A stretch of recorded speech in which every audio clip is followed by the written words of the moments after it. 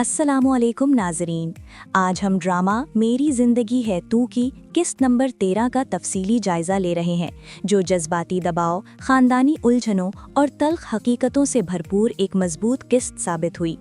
इस किस्त में कहानी एक ऐसे मोड़ पर पहुंच जाती है जहां आयरा की ज़हनी कैफियत और उसके दिल की आवाज़ नाज़रीन को साफ सुनाई देने लगती है। एक तरफ आयरा अपनी तालीम, मुस्तकबिल और ख्वाबों के बारे में निहायत संजीदा नज़र आती है, क्योंकि वो जानती है कि यही वक्त उसकी मेहनत और ख़ुद को साबित करने का है, जबकि दूसरी तरफ उस पर शादी के लिए ख़ानदानी दबाव मुसलसल बढ़ता जा रहा है, जो उसकी परेशानी में मज़ीद इजाफा कर देता है। आयरा बार बार अपने वालिदैन और घर वालों को ये समझाने की कोशिश करती है कि वो अभी शादी के लिए तैयार नहीं, मगर बदकिस्मती से उसकी इस बात को संजीदगी से लेने के बजाय ज़िद, नादानी और वक्ती जज्बात समझ लिया जाता है। यही वो लम्हा है जहां ड्रामा हमें ये एहसास दिलाता है कि हमारे माशरे में अक्सर लड़की की रजामंदी को सानवी हैसियत दी जाती है।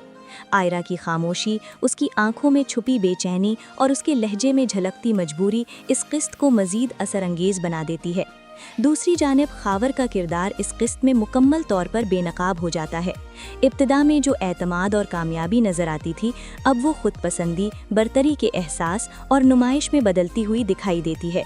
खावर की गुफ्तगू और अंदाज ये जाहिर करता है कि वो एक साथी के बजाय एक ऐसी शख्सियत को तरजीह देता है जिसे वो फ़ख्र के तौर पर पेश कर सके, और यही सोच आयरा के लिए किसी सूरत काबिल कबूल नहीं। इस किस्त के बाद ये बात वाज़े हो जाती है कि सिर्फ दौलत और बैरून मुल्क सेट होना किसी रिश्ते की ज़मानत नहीं बन सकता। इसके बरक्स कामयार का किरदार खामोश मगर निहायत मजबूत अंदाज में सामने आता है। वो ना तो अपनी अहमियत जताता है और ना ही आयरा पर कोई दबाव डालने की कोशिश करता है, बल्कि वो बिना किसी फ़ायदे और सिले के आयरा की मुश्किलात कम करने की कोशिश करता है। चाहे वो उसका तालीमी मसला हो या ज़हनी परेशानी, कामयार हर जगह आयरा की हदूद का एहतराम करता नज़र आता है, जो इस किरदार को मज़ीद हकीकत के करीब ले आता है और नाज़रीन के दिल में उसके लिए हमदर्दी पैदा करता है। फलक का किरदार भी इस किस्त में ख़ास अहमियत रखता है। वो ना सिर्फ आयरा के दिल की उलझन को समझती है, बल्कि सच बोलने से भी नहीं घबराती।